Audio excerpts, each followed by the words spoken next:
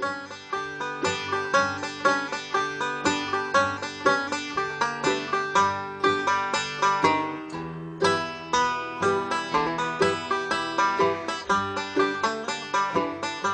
name is Wayne Gloca. I'm the Dean of the School of Arts and Humanities here at Reinhardt University.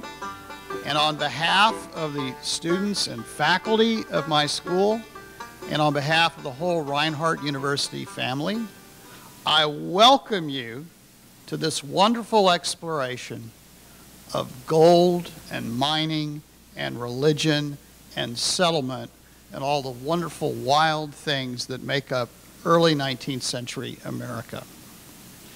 I've been sitting here in my seat thinking about everything I know about gold.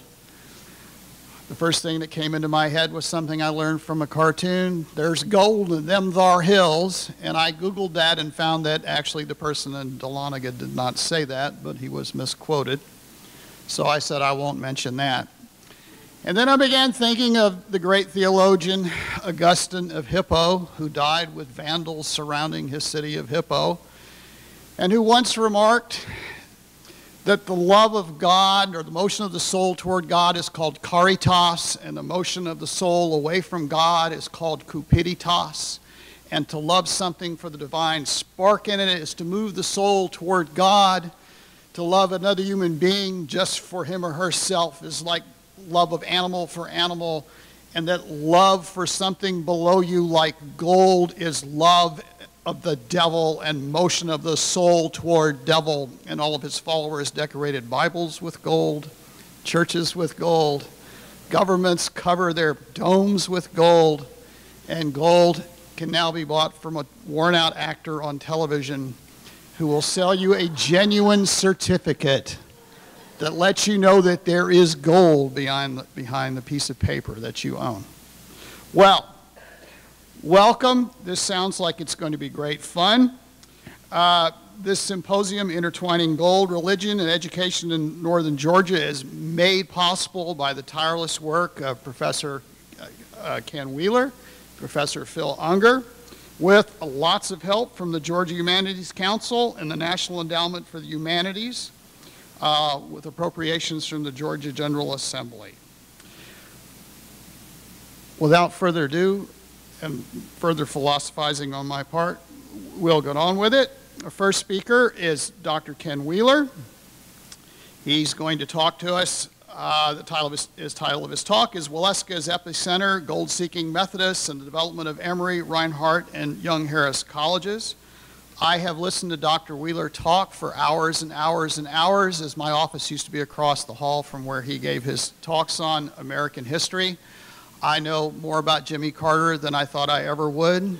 I know more about the Atlanta airport than I thought I ever would, and about a whole bunch of things. He is a very interesting person with wide-ranging interests and ability to take the very complex and turn it into something very clear and simple. So without further ado, I give you Dr. Ken Wheeler.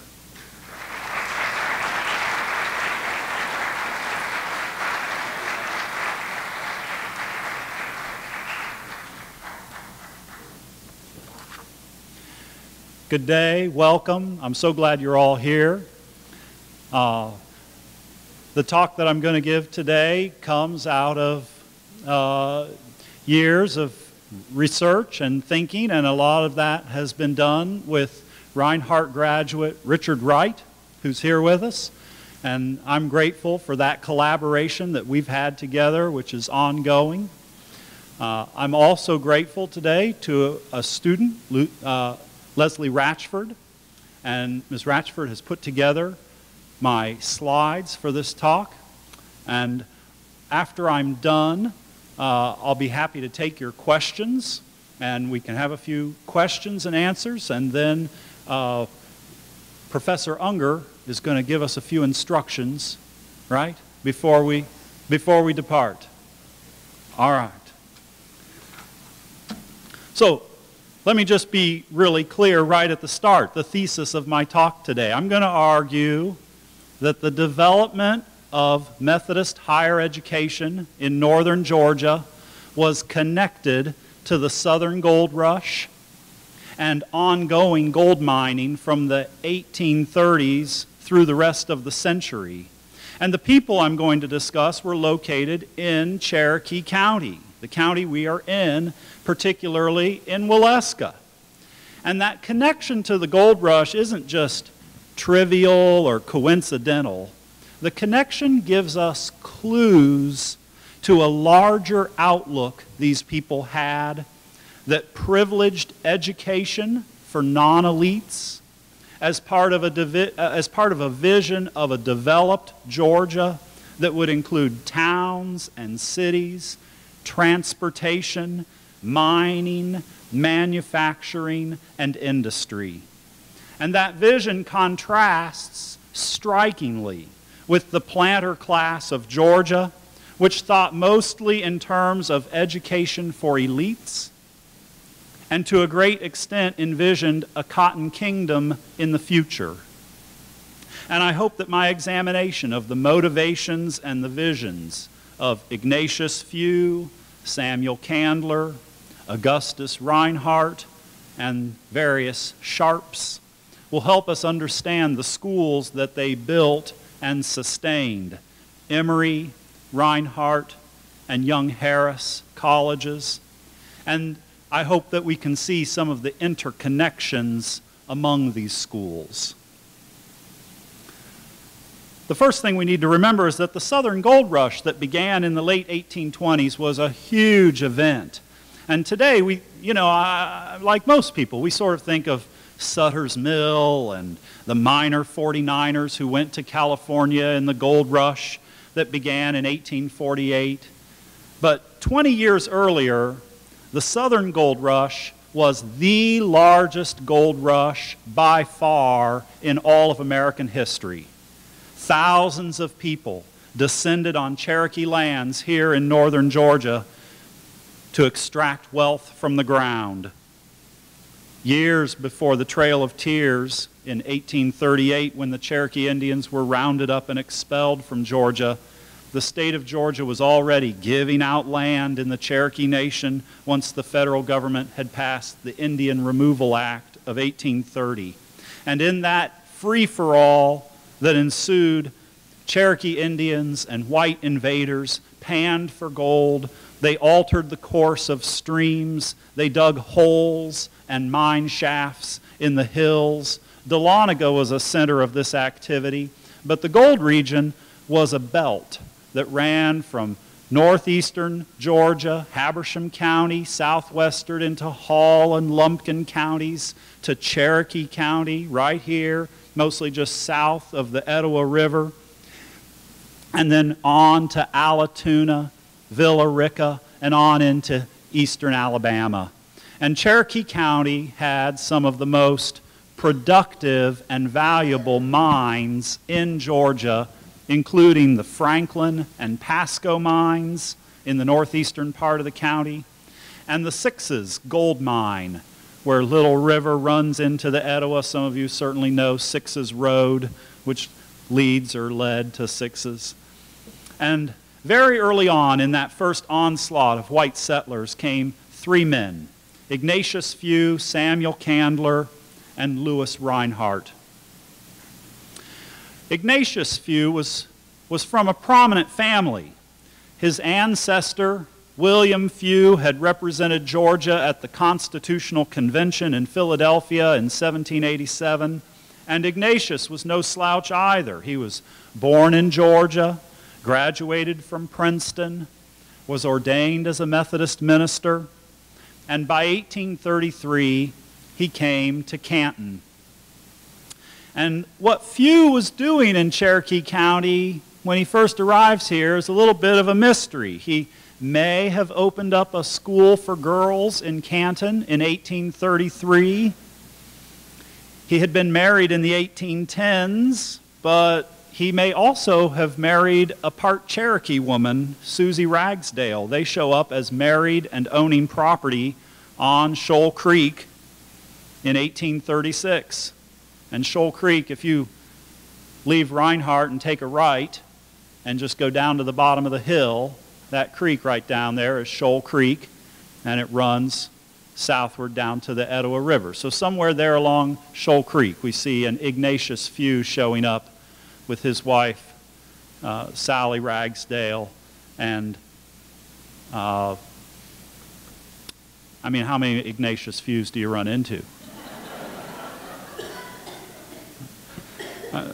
We still have some work to figure out what was happening for sure, but what Few is known for is that in 1834 and 1835, he became the founder of Emory College in Oxford, Georgia, and he would serve as Emory's first president from 1836 to 1839. But he's a busy man. I mean, apparently not enough to found Emory. He also, in 1835, got an appointment from the Secretary of the Treasury of the United States to be the commissioner in charge of the creation of the United States Mint branch to be built in Dahlonega. So here's somebody who's connected, able, ambitious. Few may not have been a gold miner himself, though he might have been, but he was a prominent, education-oriented Methodist here in Cherokee County who left to oversee the construction of the United States Mint building required because of the gold rush. And when Few got here to Cherokee County in 1833 or earlier, he was accompanied by a relative who he had sort of taken under his wing after that fellow's father had died. And this was Samuel Candler. In the early 1830s, Samuel Candler by now was in his early 20s, and he settled at Sixes to look for gold. And Candler married here in Cherokee County, and the people in Cherokee County made him their sheriff in 1834, and then the next year they sent him to represent this area in the state legislature. So Candler wouldn't stay here long. He would go on to Villa Rica in Carroll County, and there he developed land, and he ran a store, and he worked for a gold mining company there. But as I'll later explain, he comes back to Cherokee County. So we've got Ignatius Few, we've got Samuel Candler, his young relative, and then another early white settler of Cherokee County was Lewis Reinhardt. And he's a North Carolina native who moved to Cherokee County by early 1834. He built a grist mill on Shoal Creek where he could grind into meal the corn brought to him by Cherokee Indian farmers. He also farmed, he trapped fish, he ran a lodging house for travelers along the Pine Log Road, and he was deeply religious, a typical shoutin' Methodist, according to a friend. And he founded a Methodist church just on the east side of Waleska, what people here call the Briar Patch Church, where you come into town from Canton. And he served that church as a steward and a Sunday school superintendent. He worked to convert his Indian neighbors to Christianity.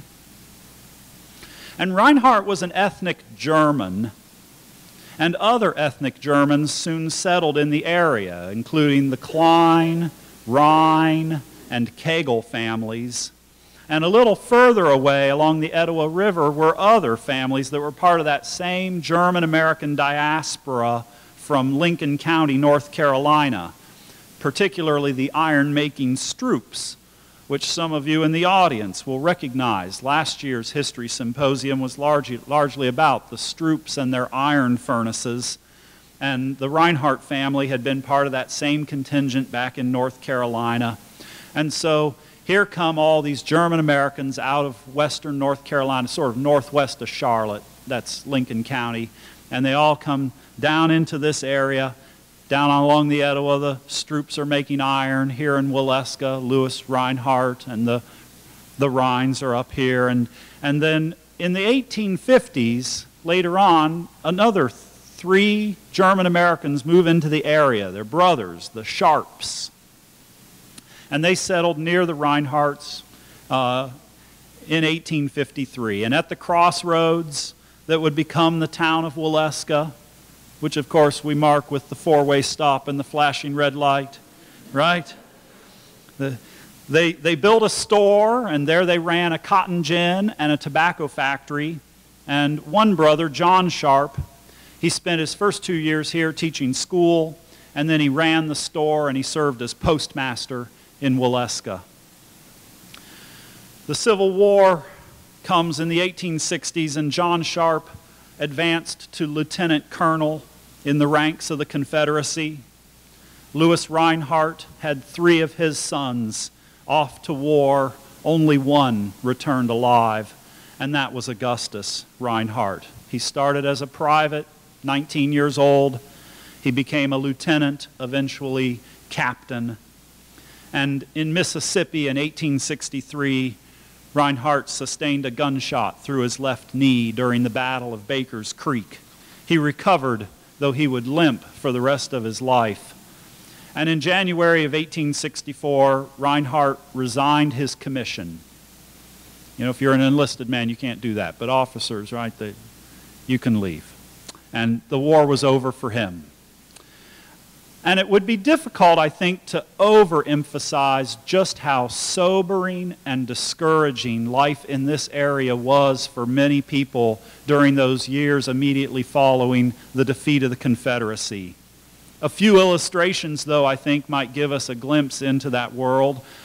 Ira Foster, before the war, had been a miller grinding grain down here on the Etowah River, and during the war, he became quartermaster general of the state of Georgia. And then at war's end, he came back here, started the mills back up, incorporated a gold mining venture. But things were so rough here that in 1867, Ira Foster and 11 other families, they just all packed up and left this area. They went to Alabama, and they settled near Guntersville on the Tennessee River, where they founded Mount Carmel Baptist Church, which was the name of the church many of them had been members of here in Cherokee County, just several miles south of here. Another example comes from Waleska. Waleska was unusual because instead of just having the usual Baptists and Methodists with the occasional odd Presbyterian, Waleska had a Universalist congregation. And a Universalist publication in 1871 carried this notice: Reverend J.A. Rhine, one of our faithful clergymen and missionaries here in the South, has gathered a Sunday school of over 40 members at Waleska, Cherokee County, Georgia. Brother Grigsby writes that at least half of these children are orphans, made so by the ravages of the war.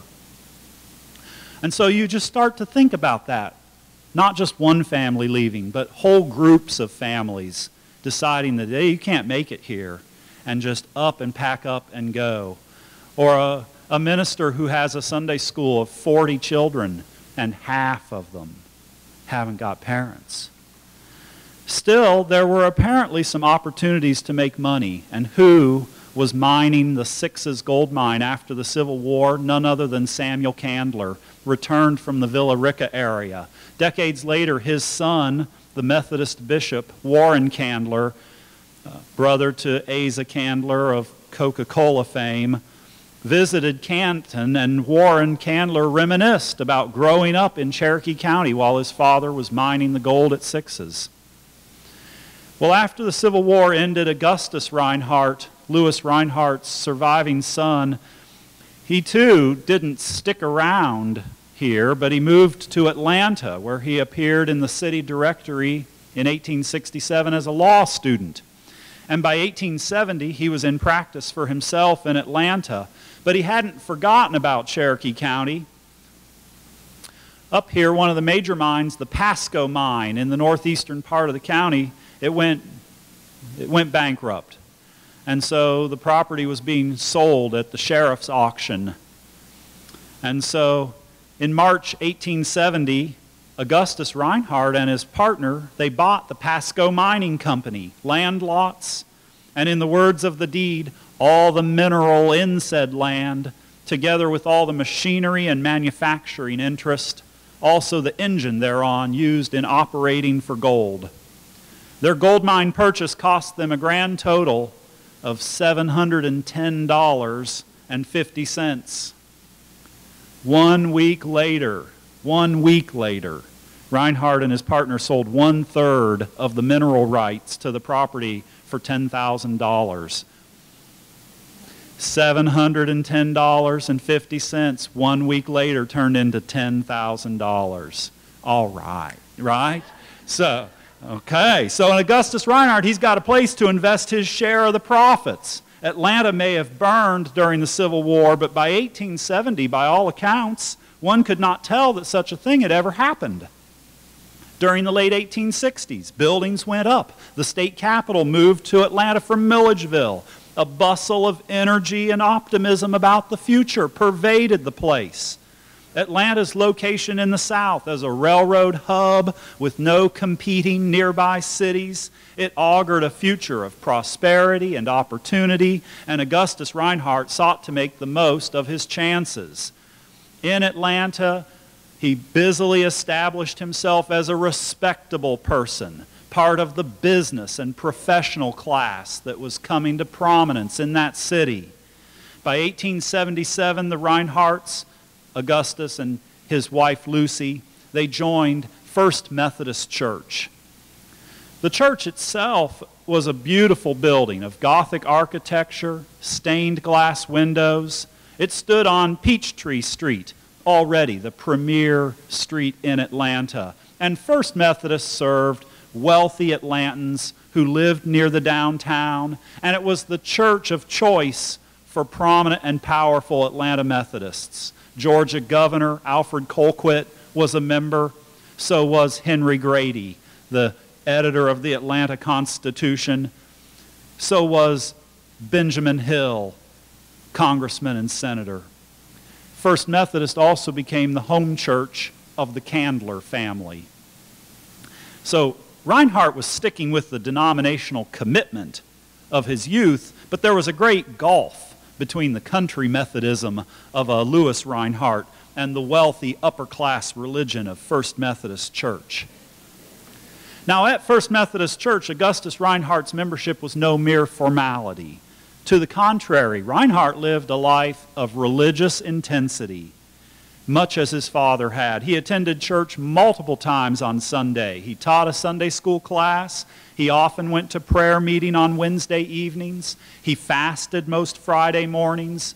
And he pledged to give the Lord 1/10 of all my gross income, consecrating myself and my little all to Him for life.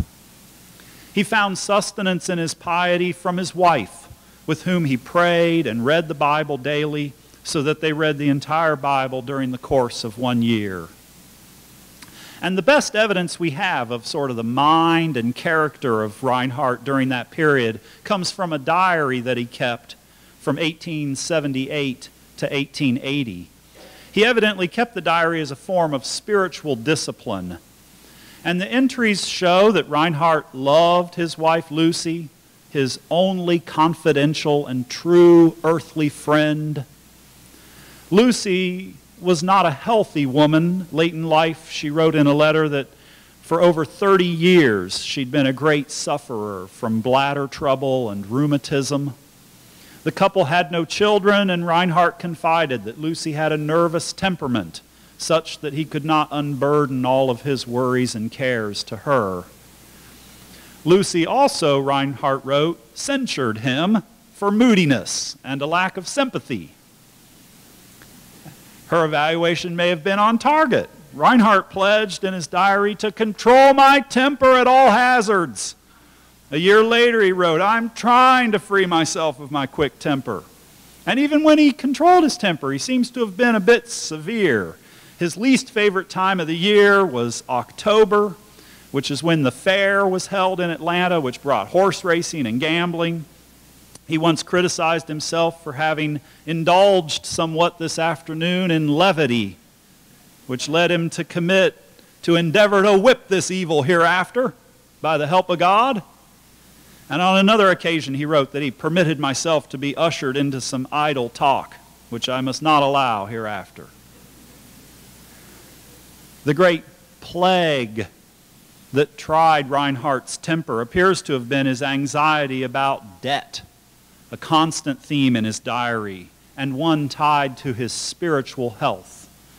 As he explained, I have no doubt, were I out of debt and had an income sufficient to support me and carry out my plans, I would grow spiritually much faster. That's right. And Reinhardt prayed, O Lord, thou alone knows my heart and what an effort I make to live right, make an honest living, and get out of debt. Falling cotton prices worried him, since the economy of Atlanta depended on decent profits from cotton production.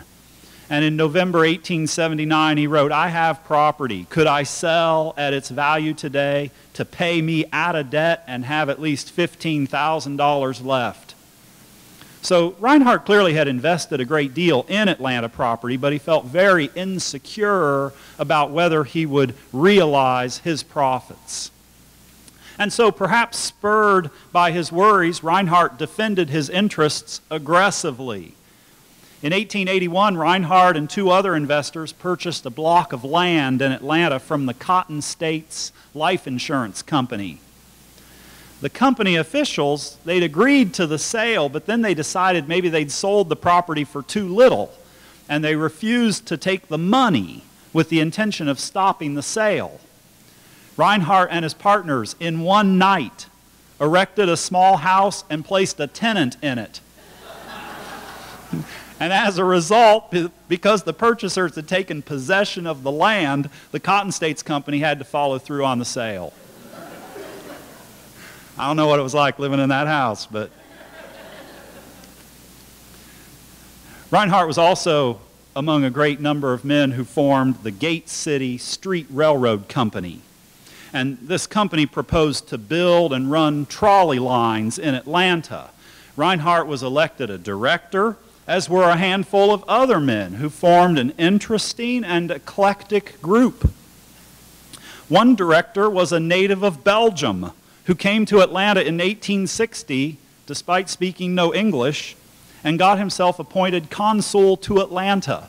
He stayed for the rest of his life and became the premier theater promoter in the city.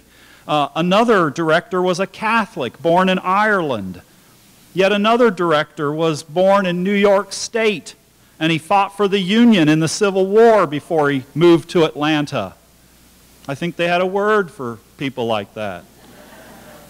These were Reinhardt's business partners. This was no Confederate reunion.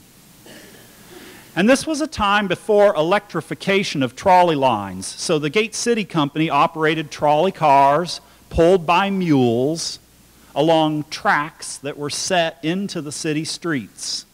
And so their trolley line, the Gate City line, zigzagged from the center of Atlanta to the northeast for 3 miles all the way to the Ponce de Leon Springs, which was a popular picnicking resort. But the men of the company had their sights set further afield than just Atlanta.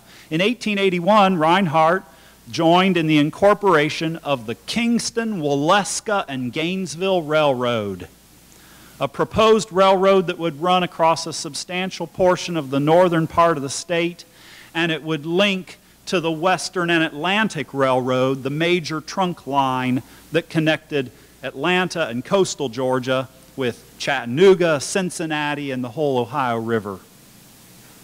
And so other incorporators included many of Reinhardt's associates in the Gate City Street Railroad Company, and they also included many people from Cherokee County families concentrated here in the Waleska area, people Reinhardt had known for years. John Sharp, Joseph Sharp, James Atherton, Elias Fincher, and James Brown, who was an attorney and the brother to Georgia political heavyweight Joseph E. Brown. So Augustus Reinhardt appears to have been the linchpin in this association. He was marrying his present Atlanta business connections to his Cherokee County past, especially to its manufacturing class. Elias Fincher was a prolific mill builder in and around Cherokee County who worked closely with his father-in-law, James Atherton, an English immigrant. Back in Atlanta, Reinhardt took a leading role in the Gate City Street Railroad Company, which was busily developing the land along their trolley route. And the culmination of this work came in an auction in 1883, when the company directors sold numerous lots along 3 streets. As the Atlanta Constitution reported, these men had spent thousands of dollars having the land leveled and graded. They widened the streets and built curbing. The real estate agents in charge of the sale used, according to the newspaper, every advertising dodge known to the trade to bring buyers. And it resulted in a gathering of one of the biggest crowds of moneyed men who have assembled around an auctioneer in a long time in Atlanta. On the morning of the sale, you could get free rides on the trolley cars to the site of the auction. They kept bringing people until they numbered 500, and Reinhardt and his partners that day took in over $35,000 from the auctioned land lots. So you see how it works, right? You get your trolley line running up through there, and then you grade the land, make it look nice. Everybody starts thinking, well, shoot, I don't know, it's a little bit far out, but the trolley line runs right in front of the house, right? So that's not too far out now. So there you go, my friends. That's how you work it. And so the debts that had so worried Reinhardt were now at least partially relieved, and he had uses for his money. That same year as that auction, 1883, Reinhardt learned that his brother-in-law, John Sharp, intended to build a school building in Waleska. John Sharp had come back after the war. His wife had died during the war. And in 1868, John Sharp married Mary Jane Sharp, one of the sisters of Augustus.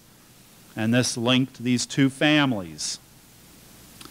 As John and Mary Jane Reinhardt Sharp, as their son, Ramsey Colquitt Sharp, remembered it, Augustus Reinhardt came to Waleska, and as a boy of 13, I listened with eagerness while they discussed and planned for the building which has later become Reinhardt College. They talked until late in the night and planned to go to work at once. John Sharp bought a sawmill and began to employ men and put the work in operation. And meanwhile, Reinhardt approached the Methodists about obtaining a teacher for the school. This was a time in American history when most privately supported schools were connected to religious denominations. That's a source of educational expertise, goodwill, and a network of potential donors and students. And given that Reinhardt and Sharp were both Methodists, it was natural that Reinhardt traveled to Dalton in the late fall to attend the annual meeting of the North Georgia Conference of the Methodist Episcopal Church South, where he appealed to the conference for a strong preacher and teacher who should come to Waleska and take charge of the school. Reinhardt himself guaranteed $1,000 annually to cover the teacher's salary. So the Methodists sent James Lynn. He began the school in January 1884. And so what we see here is Reinhardt's money earned from that purchase of the Pasco gold mine, invested into Atlanta real estate and trolley company, winds up coming back to this area to fund the first teacher of Reinhardt College. Augustus Reinhardt was interested in education, and so was John Sharp. He was a man intently interested in advancing the social and moral well-being of the people who lived nearby. As one person who grew up there described Sharp, Sharp was distinguished by what we're accustomed to call a liberal social philosophy. Sharp, the former school teacher, he loaned books out of his personal library of about 50 volumes. He would place them in the hands of anyone he thought would read them. In the late 1870s, he edited a newspaper, the Cherokee Georgian, which was published in the county seat of Canton. He founded a debating society. He founded a Waleska chapter of the Georgia Christian Temperance Union. As one person put it, he believed in the eternal value of every boy and girl in that section, believed it actively day and night. So he was constantly on the alert to detect all active ambition among the poorer children of that section. Sharp was also connected to gold. In 1885, he sold for $8,000 a gold mine that he owned. And so it's not hard to picture the imaginations of these men. Once the Kingston, Waleska, and Gainesville Railroad passed through, they could have a depot in their town, drawing farmers with crops to send to market, a school gathering in students from near and far along the railroad line that would elevate the general tenor of society, create business opportunities, lift property values in the process. What's not to like, right? And so the cheerleader of New South ideas, as we often call them, that was Henry Grady, Reinhardt's fellow churchman. And Grady sounded the call in the 1880s in Georgia for capital investment, industrial development. Let's have urbanization. Let's recognize the inherent goodness of profit. Augustine of Hippo, gold is not, right? Nuh-uh. The theological argument there, these guys are on the other side. They say we're getting the gold and we're going to use it for all the good things we want to accomplish. So, Reinhardt likes Henry Grady. We have him quoted in the paper. Henry Grady has no greater admirer than I, says Augustus Reinhardt. He actually said that when they were trying to build a statue of Henry Grady in the middle of a street, and Augustus was worried that this would cause traffic problems, and so he wanted the statue somewhere else. So he had to defend himself by saying, it's not that I don't like Henry Grady.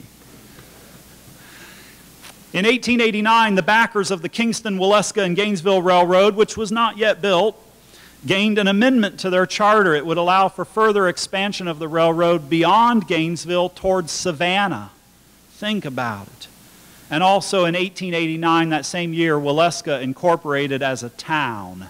It was a college town, quite literally, as the state charter specified that the town limits of Waleska shall extend 1 mile in every direction from the Reinhardt Normal College building. The building is the center of the town. And if you look today at maps of the city of Waleska, you know, there have been a lot of changes over the years, but you can still see in certain places that circular perimeter going around. The next year, Augustus Reinhardt, John Sharp, and others applied for a charter for the Reinhardt Normal College. And if you look here, you'll see that they didn't always call it that. By 1887 and then 1888, they were calling it the Waleska High School. And this is an ad in the Cherokee Advance for students to come to Waleska High School. And, you know, and then you see the evolution. The next year, it's Waleska Normal College. And then it's Reinhardt Normal College. And at first, like when it's Waleska High School, it's got a principal, so-and-so. And then the next year, it's Reinhardt Normal College, principal, so-and-so. But then when it's, well, Waleska Normal College, then when it's Reinhardt Normal College, it's president. So you see, you just keep inflating the language, right? Maybe reality will catch up to what you're calling it. All right. So the late 19th century was a time in the history of American higher education when teacher training and certification became more important, and the need for teachers was growing because of compulsory education laws. Normal schools, which were just schools that provided teacher training, they were sometimes the equivalent of a high school. Some other times they were part of a collegiate curriculum. Sometimes they really weren't one or the other. And in almost all cases, though, they admitted girls and young women, and Reinhardt Normal College was similarly coeducational. And in that world, elite education was single-sex education. Okay? Common education, well, if you're not putting on pretensions, then what does it matter if girls and boys go to school together?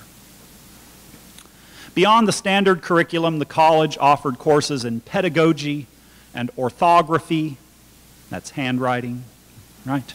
Yes, for students who are interested in teaching. That's all you need, beyond the standard curriculum. Certainly the college, even if it offered in essence a high school education, it represented the most advanced offerings in Cherokee County at the time. Meanwhile, back in Atlanta, Reinhardt's business ventures continued to unfold. In 1887, he and his partners sold the Gate City Street Railroad Company.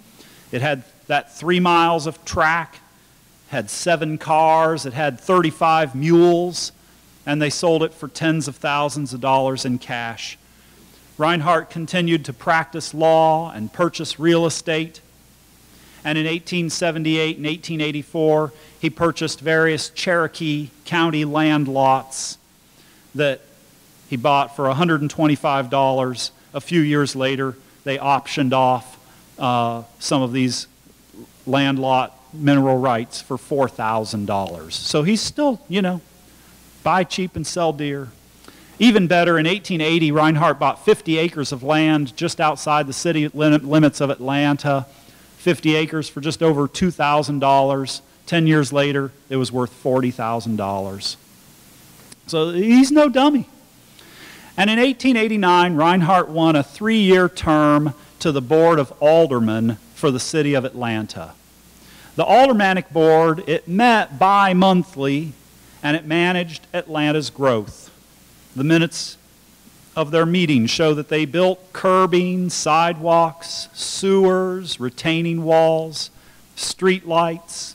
The aldermen graded land, they gave away dirt, they purchased iron pipe, they determined the salaries of various city officials, they received financial reports and records, they sold bonds, they handled taxation issues, they opened Grady Memorial Hospital. They gave money monthly to the Woman's Christian Home, the King's Daughters Hospital, and the Home for the Friendless. For Reinhardt, the election to the Board of Aldermen was the pinnacle of his career. Here was the rural boy. He'd grown into an attorney, a landowner, a college founder, and now a leading politician in the major city in the region. But, you know, life can be cruel. And the trajectory of Augustus Reinhardt's life was about to change dramatically. As an alderman, Reinhardt was outspoken, sometimes rambunctious. On one occasion, Reinhardt created a stir when he proposed barring children from attending public schools in Atlanta until their parents paid all the city taxes they owed. In response to public disagreement from school officials, Reinhardt explained that he did not believe it will keep anyone from school, certainly but few. Delaying implementation of the law would give everyone time to pay what they owed before the law took effect. I, too, said Reinhardt, believe in compulsory and free education, but the free school must be kept up by taxation, and taxation should be as nearly equal as possible. Now, as a major property owner in Atlanta, Reinhardt certainly stood to gain from full compliance with tax laws. If everyone were paying what they owed, he explained, the city taxes could be reduced to 1% instead of 1.5%, and the city would have as much revenue as she has under the present system, where only a part are giving in and paying. Faced with the prospect of barring children from schools because of their delinquent parents, Reinhardt's proposal went down to defeat. Summarily killed, as the newspaper reported it, by the other aldermen. And in his final year on the board, Reinhardt stood for head of the General City Council, which would make him mayor pro tem of the city of Atlanta. As the Atlanta Constitution explained in the run-up to the election, Atlanta's mayor pro tem has as much hard work to do nearly as the mayor. Besides presiding over the meetings of the council, he's required to do committee work and to fill the mayor's chair when he is absent from the city. And in the election, Reinhardt became the chief executive's first assistant. Reinhardt ran into trouble, though. First, he got into a very public ethics scandal when it was discovered he was using a loophole to delay by years his payment of property taxes. Yes, Yes, it's true. This after his attempt to force other people to pay their taxes or have their children barred from attending school. And then his troubles continued. In September, the Atlanta Constitution wrote, a corner lot causes Mayor Pro Tem Reinhardt to get into trouble. The case against Alderman Reinhardt is a unique one, explained the article.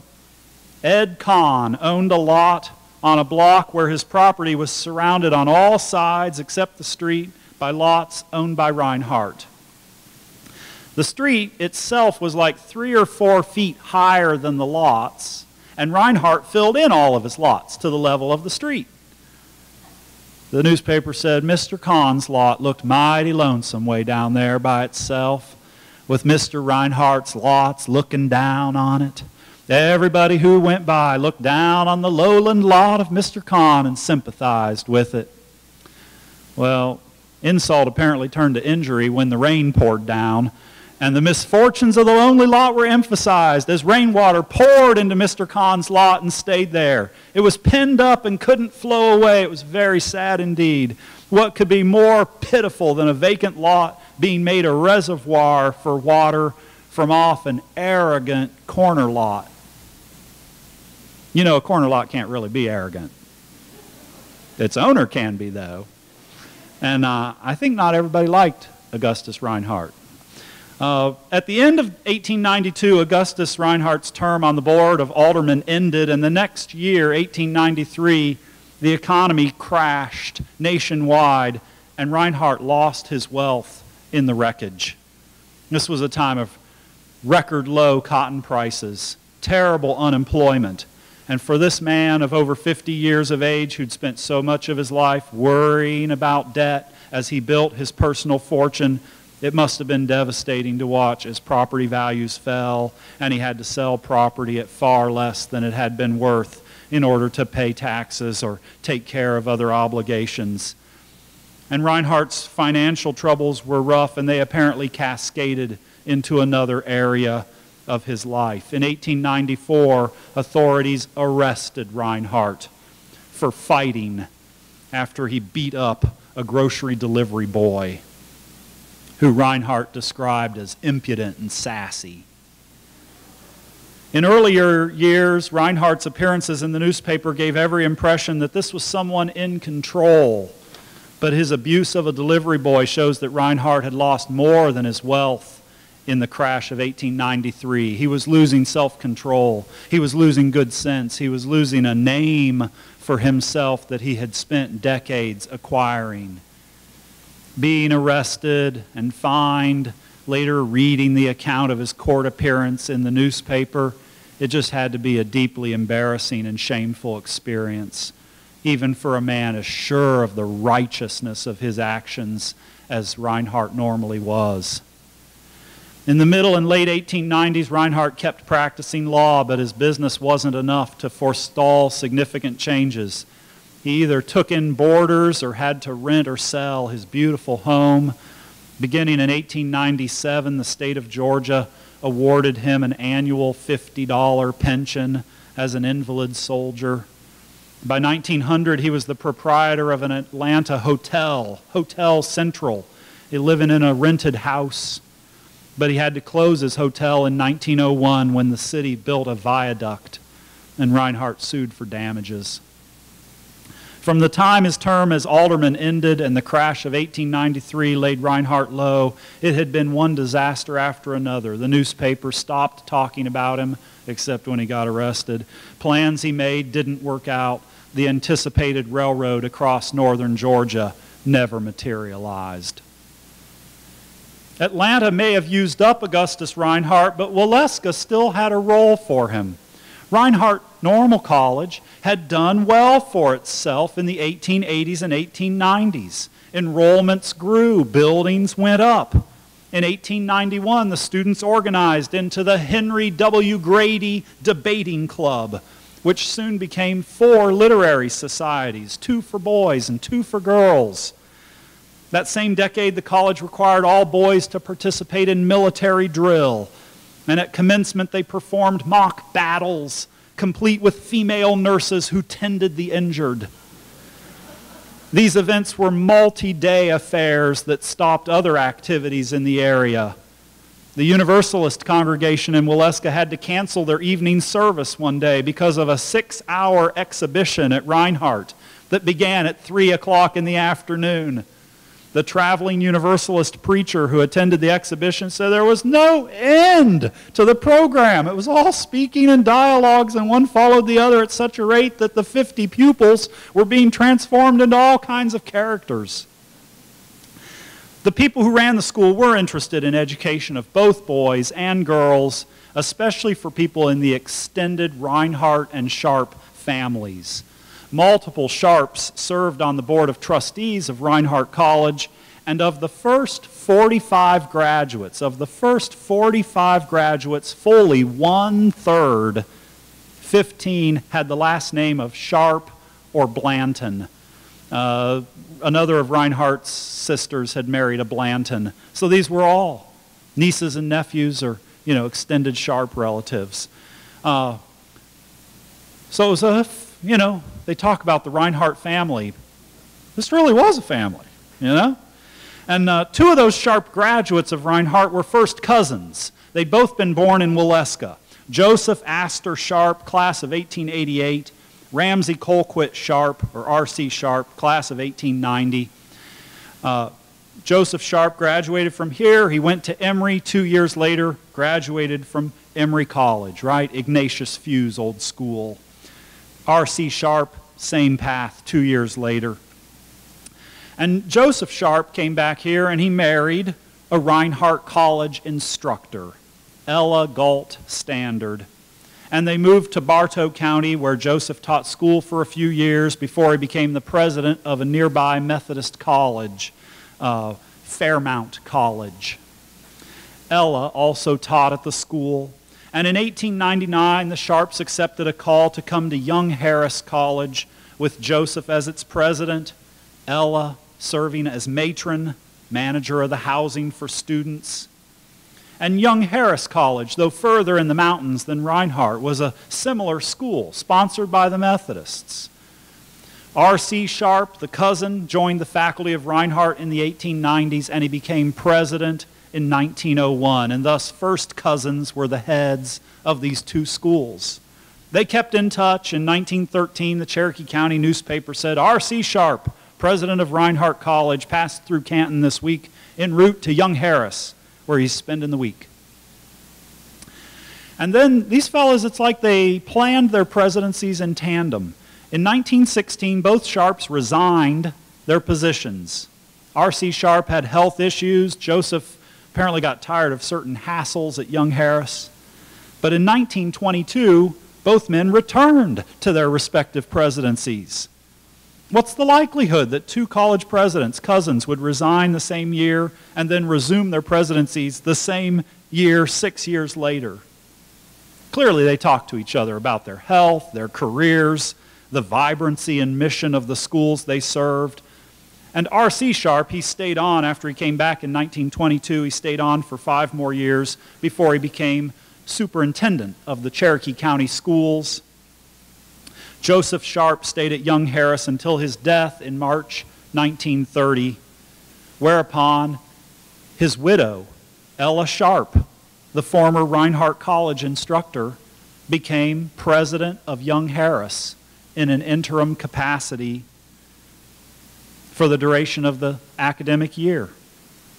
And Ella Sharp stayed on at Young Harris as matron for years beyond her presidency. During that time, her son, J. Worth Sharp, taught as a faculty member and then became president of Young Harris College from 1942 to 1947. So here was this Sharp family in which the husband, the wife, and their only child all served as presidents of Young Harris College for the majority of the years in a half century. And Young Harris and Reinhardt offered these students from North Georgia an education more advanced than most Georgians could claim. The colleges kept tuition low, and the slogan at Reinhardt in the early 20th century was the school for the masses. It was on their letterhead. In 1904, R.C. Sharp explained the mission and role of Reinhardt College, so similar to young Harris. He said, "The class of boys and girls we educate here would, for the most part, obtain an education nowhere else. The majority of students of this institution are from the country, and many of them are very poor. As a consequence, they feel hampered to attend school in towns. They've not had the opportunity for the early training that the city children have, and of course they're embarrassed to take their places in the primary or intermediate grades. Young men and women of very capable minds, not having completed the common school branches, come to us. They finally become well educated and they fill important places in church and state." Sharp asked for help from the Methodist Conference so that Reinhardt College teachers could continue carrying a Christian education to these noble boys and girls lost in the mountain forests of North Georgia. I know, I like that line. And this philosophy was very similar to Ignatius Few's ideals at Emory College. Emory began as a manual labor school so that poorer students could work their way through. Augustus Reinhardt assisted his nephew, R.C. Sharp, in every way that he could. After the death of his wife, Lucy, in 1907, Reinhardt, after a few years, came back to Cherokee County. And here he served as secretary and treasurer for the Board of Trustees. He became mayor of Waleska.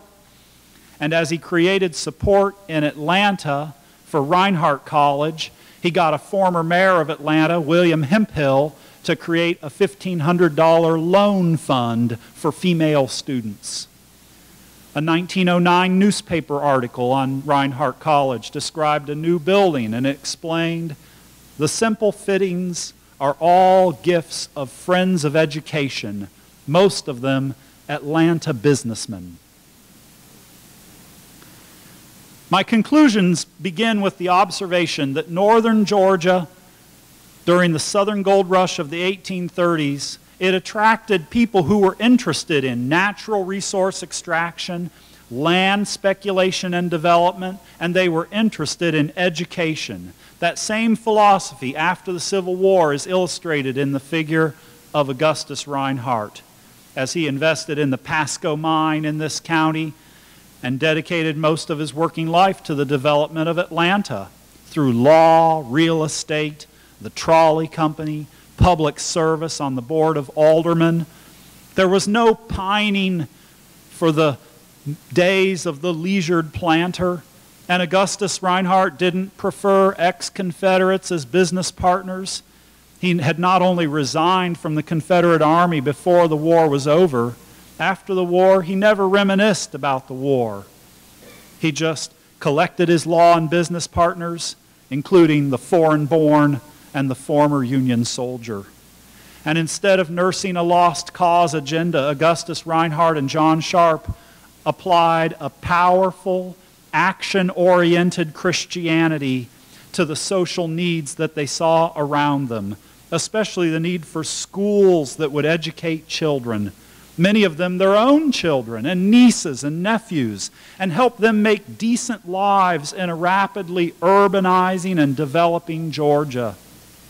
They partnered with mill builders like Fincher and Atherton. They partnered with railroad developers in a little town where they got along with the Universalists. Ignatius Few and Samuel Candler and Lewis Reinhardt in an earlier generation would have recognized all of these impulses, I would say, because they too were busy building schools, starting churches, running for public office, overseeing construction, digging for gold. And that last generation that included those Sharp cousins running their Methodist colleges, it also includes the descendants of Samuel Candler, Asa Candler creating the Coca-Cola Company, a kind of liquid gold mine. Yeah? And his brother Warren Candler helping to relocate Emory College to the Druid Hills area of Atlanta, founding the Candler School of Theology. Their relative, Samuel Candler Dobbs, would become chairman of the Board of Trustees of Reinhardt. He would provide the money to build Dobbs Hall, which is visible through the windows to your right. It's the oldest building on Reinhardt's campus, and the connections go on. You know, this story, it's a Methodist story, but this outlook wasn't confined to the Methodists. There was a Baptist contingent in northern Georgia that had a similar outlook, even if their tail went down some other paths. But in both places, we're talking about people who saw business opportunities, education, and religion as fitting together in a coherent vision of what the future of Georgia could be. And the result was a lasting imprint on the landscape of higher education in the state. Colleges and universities don't just happen by accident. And these schools, Emory, Reinhardt, and Young Harris, they came out of a vision of the development of Georgia that included education for the masses, whether we're talking about the manual labor program that Emory had when it began, or the co-education of boys and girls at Reinhardt and Young Harris. So I've spent a fair amount of time detailing the life of Augustus Reinhardt, who I think's representative of this outlook that I've described. He wasn't a perfect person. The evidence shows that he lacked certain social graces. At times, he maybe wasn't even all that likable. And just like all of us, he was a flawed, imperfect person. And of course, the schools that these people founded weren't perfect schools. They too had their warts. But they also played crucial roles in the development of human potential, in the nurturing of young people who would go on, as R.C. Sharp put it, to fill important places in church and state. And I believe we benefit by understanding the people and the mentality that created them. Thank you so much.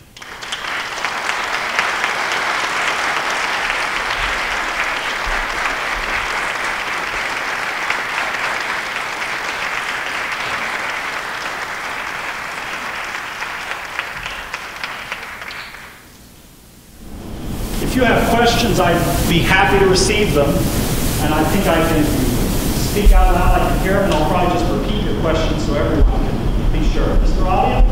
What came with the ideas for the keeps in Alaska and gates of the railroad? Yeah. Well, you know, I've driven around Alaska and I just can't find the tracks anywhere. You know why they never keep it? It should, no, but it just never worked out. I mean, yeah. Walter. It just doesn't come to pass. Lots of people have railroad plans, and when some railroads got built and some railroads, they just never get there. Yeah. But I don't know the particulars of the demise of that. But they're buying up the rights to, you know, easements from people's property to run through. They're pretty serious. Oh. All right. Thank you. So the question was, why didn't they build the railroad? And I said, well, you know, my guess is they ran out of money. But I think it's a more complicated story than that. But I don't know the details. Yeah. What other questions do people have? Yes? I kind of lost track of exactly what happened to Augustus after his fall from grace. Okay. So the question is, what happens to Augustus after his fall from grace? And so, you know, in 1893, I mean, it really, if you're looking at Augustus Reinhardt, you're like, man, look at this guy. And then here comes the financial crash, and down it goes. He stays in Atlanta in the 1890s, and he's practicing law, and he runs that hotel by 1900, the Central Hotel, or Hotel Central, and then that falls apart. And his wife, Lucy, had a farm down in Palmetto, south of Atlanta. And so he tries to sell the farm. It doesn't sell. And about like 1905 or 1906, they move down there. He keeps a law office in Atlanta for a couple more years, but by 1907, he's not in the city directory.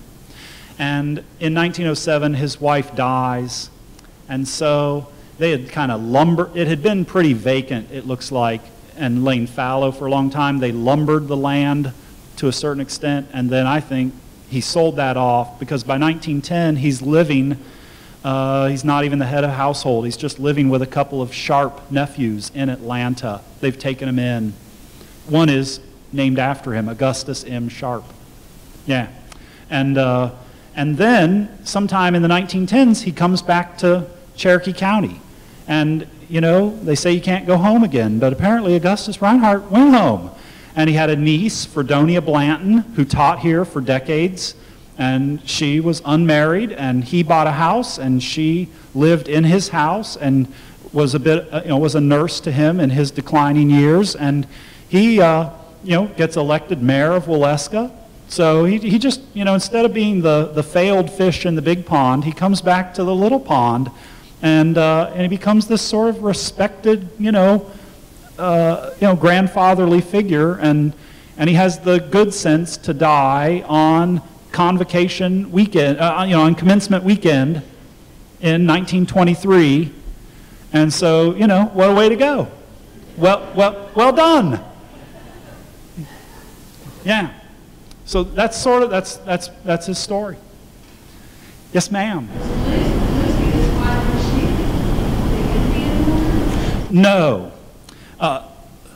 Lucy was not. It looks like Ignatius Few may have been married to Susie Ragsdale in the 1830s down here on Shoal Creek. It's maybe he adopted a boy who he named Ignatius Few, but I don't think so. And maybe they weren't married. Maybe he was some kind of guardian.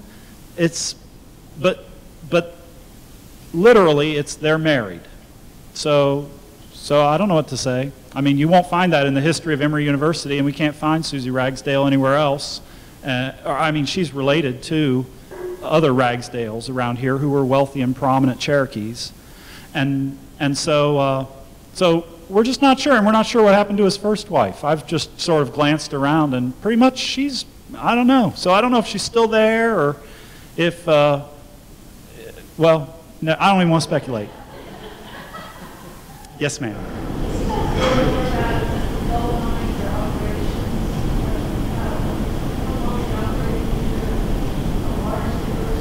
So the question is, can I tell you more about the gold mines and how large they were and how long they operated here? Well, there are other people who could answer that better than I can. But there are small mines, like over 200 mines in Cherokee County. Okay, so we're not talking about deep shaft mining, but we're talking about serious mines. And people pan for gold all up and down the Etowah River and the various tributaries. And then some of those mines, eventually you do have shafts that go down, 130 feet and down and underneath the Etowah River in places. And pretty soon, because of water, you've got steam engines that are being used. I mean, when he buys the Pasco Mine in 1870, it comes with an engine, and this could also be used to pump out water from the mine.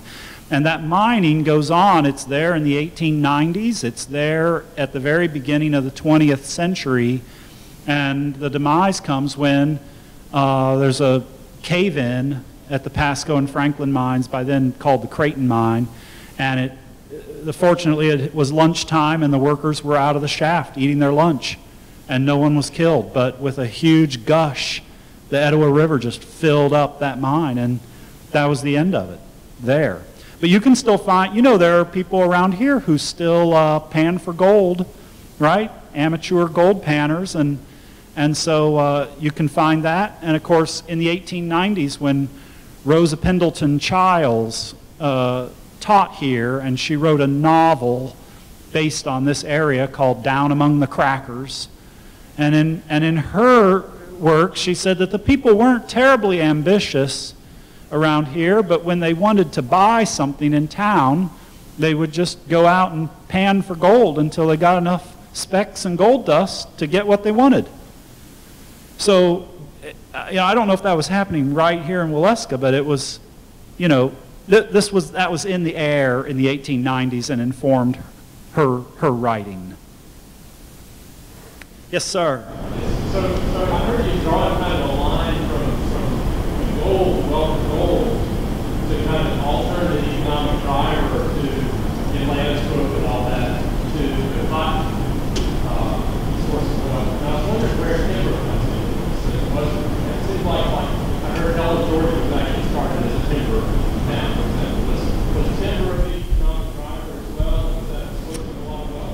I don't know the answer to that, but except that I know that lumbering is one of the big parts of the Georgia economy, even in colonial Georgia.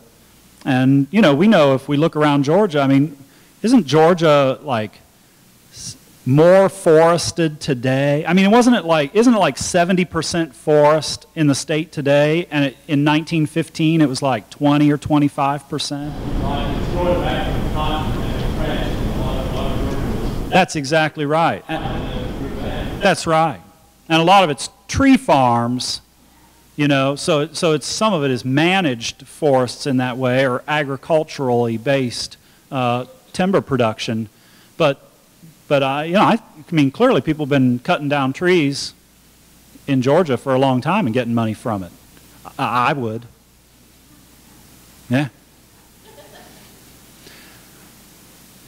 Any other questions? All right. Well, I'm going to let Professor Unger come up here, say a few words and give us some instructions. And if you want to talk to me, I'll be down and around, and I'll be eating supper in the Gordy cafeteria. And of course, I hope some of you will stay for this evening at 7 o'clock. We have a very interesting set of dramatic readings of documents from early Georgia that'll take us from the beginning of the gold rush through Cherokee removal and all the way to the tip of the beginning of the Civil War. And I'm excited about it, and I hope if you can stay, you will. Thank you so much.